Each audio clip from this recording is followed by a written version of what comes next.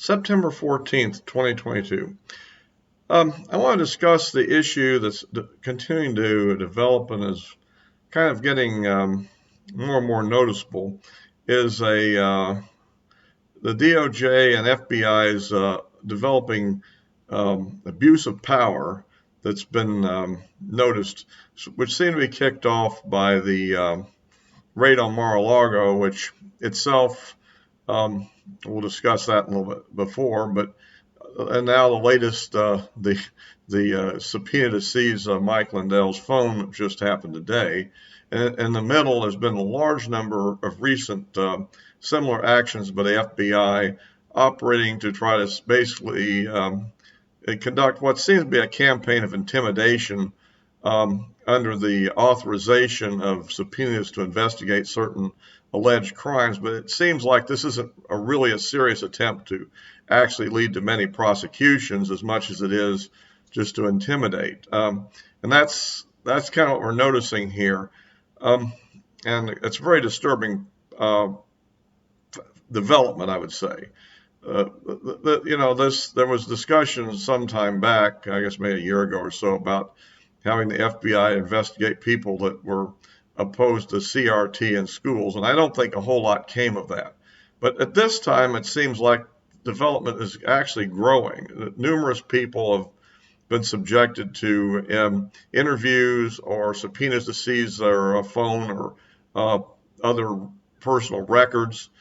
In fact, and many of these people are involved in fundraising for Trump's Save America PAC and or other developments around conservative movements. And this coming on, within a little around 2 months of the upcoming midterm election, seems to me to be a inappropriate election interference. Let's put it that way. By the way, if you like these videos, please, subscribe if you haven't already. If you have a like, would be appreciated if you like the video because it helps with the algorithm. And any comments would be appreciated.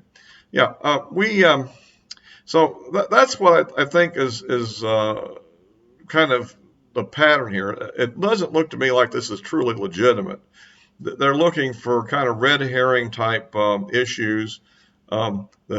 Is Saudi Arabia backing the Save America PAC? Seems to be one of the investigations, which seems to be kind of unlikely, and there's always a possibility that somebody could funnel some small illegal campaign contribution into something. I mean, it obviously has happened to Democrats as well. I mean, but I think this is kind of using this as a pretext to do other things.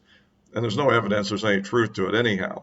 The other thing that was kind of noticeable in this was a thing that came up the other day. One of these things was to investigate any claim that the vice president or president of the Senate could deny electors, basically. Now, excuse me, to investigate any claim, that is to say, they're trying to argue that if somebody made a claim, whether true or false, that's so what's to be investigated? I mean, you can make a claim.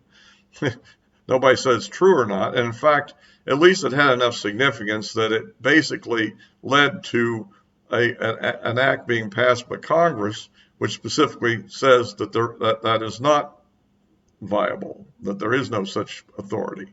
So if it was ambiguous enough that the law had to be changed on the matter, that doesn't seem to me that there's any offense in somebody having made that claim prior to that time. So this seems to be the most absurd thing I've ever heard of. And that sounds like we've got a kind of an out of control DOJ and FBI interfering in politics, similar to their interference in the Trump administration with a fake, Russia investigation. And recent developments have showed now that, in fact, the source of the document which led to all these things in the Russia investigation was, in fact, a Russian who was under the payroll of the FBI. So basically, this seems to be, another false event, but attempt to make up something out of nothing and then use it for a political purpose. We have a real problem going on in the country that's a little more. I think it's increasingly getting serious here as we approach the election, and who knows what they may do next. There is, so that's just kind of aside from the whole issue, of course, of the Mar-a-Lago raid and the Trump issue itself, which, again, I still would like to know a little bit more about what's going on there with that.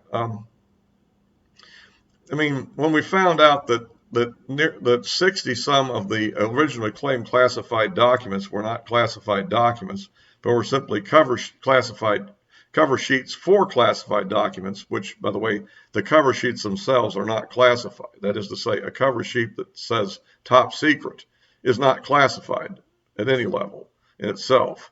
The only ones it possibly would be, of course, those that would be for code word projects in which the code word itself is classified within the security guide of the project. But as far as I know, none of these were. If any of those were, then those few could be considered that. But the ones they showed in their picture weren't.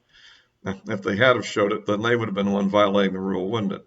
So, but this is the kind of thing that's going on. And what I'm kind of wondering is, given the fact that the lawyers for former President Trump had signed a certification that all the classified material had been turned over, I'm sort of the opinion here that they wouldn't have done this if they had known there was anything left. And the other thing that seems to be the case is that, remember, an extensive search was carried out in the estate, going on for hours with up to 30 agents. And I tend to think what they found is that there were some 100 classified documents, at least those that are marked classified. I don't know if there's a serious dispute about that or not at this point, whether they really were or not. But the question is, where were they found? Were they found in an organized set of documents where it would indicate somebody was actually trying to retain them? Or were they simply in a variety of boxes mixed in with other items, which seems to be the case? Other pieces of paper, magazines, maybe even official documents, but other non-classified documents in boxes that were stored somewhere. And if that's the case, then to the degree that's the case, is it even clear that Trump knew that he had them, or that the lawyers knew that they had them? Maybe they simply didn't suspect that those items were in those boxes. And the question is, who put them in the boxes, in my opinion? And that seems to me to come back to the fundamental issue here, that perhaps these were simply packed by the GSA who did the moving to get him out of the White House and back down to his residence in Florida. And if that's the case, I'm beginning to see that the claim that he had committed any offense here is simply false. And I don't know, I mean, on the other hand, we could argue that if they were organized in a way in which he clearly knew he had them, that would be a different issue. And if these lawyers knew they had them, that would be an issue. So that's another example. But in all these cases, it seems to me what we're really seeing here is a pattern of harassment that's continuing to expand. I mean, we don't know who's going to be next on the list, but it seems like it's an ongoing issue. And I think it needs to be raised as to what is the government doing here exactly.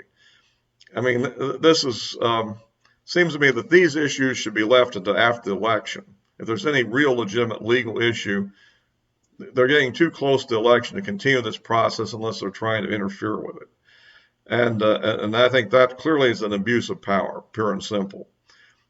And anyway, so I just want to kind of bring that to attention to everybody and kind of see what anybody thinks about it.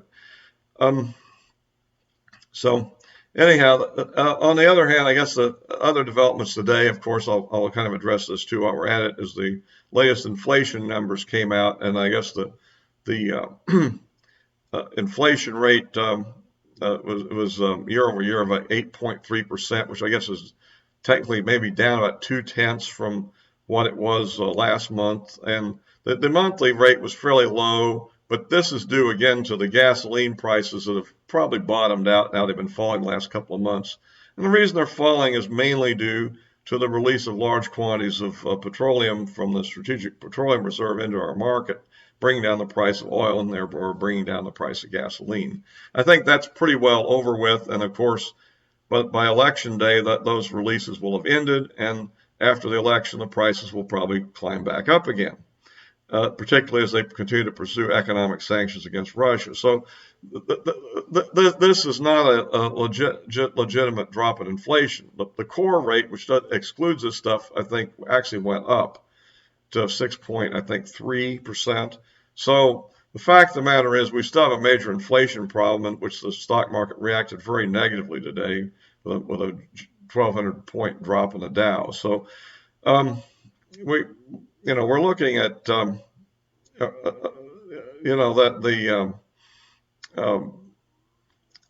the fact we have an ongoing inflation problem, and we'll be seeing the Fed probably continue to increase interest rates probably 3/4 of a point later in this month. So at any rate, that's an ongoing issue. And of course, ironically, the President Biden had a celebration of his so-called Inflation Reduction Act this very day these numbers came out. It doesn't look like he's been able to reduce much inflation, really. So anyhow, that's kind of the situation there. I want to kind of hit those points. And by the way, I'll be posting this again also on Rumble, and the addresses of my social media accounts are in the description below. And I also encourage everybody that hasn't seen my previous video on the key issue in the upcoming elections, at least the one I think should be pressed, the one I think people really should vote on, particularly for Senate.